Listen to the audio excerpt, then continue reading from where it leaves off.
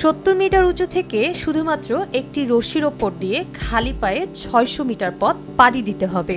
এমনটা ভাবলেই গা শিউরে উঠবে অনেকের। তবে এই অসম্ভবকে সম্ভব করে দেখিয়েছে ফ্রান্সের রোপ ওয়াকার নাথাল পাউলিন। এক পা দুপা করে আইফেল টাওয়ার থেকে একটি মাত্র রশি দিয়ে 600 মিটার হেঁটে গড়েছেন বিশ্ব রেকর্ড।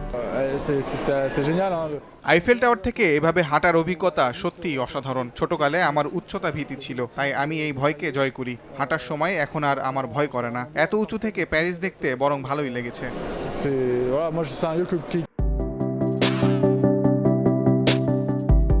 দুঃসাহসী কাজটি করতে গিয়ে কখনো হাঁটতে হাঁটতে রশির ওপর শুয়ে পড়েন নাথান, আবার কখনো রশির ওপর ভর দিয়ে দেখান নানা শারীরিক কৌশল। পুরোটা সময় শুধুমাত্র একটি নিরাপত্তা বেল্ট বাঁধা ছিল তার কোমরে।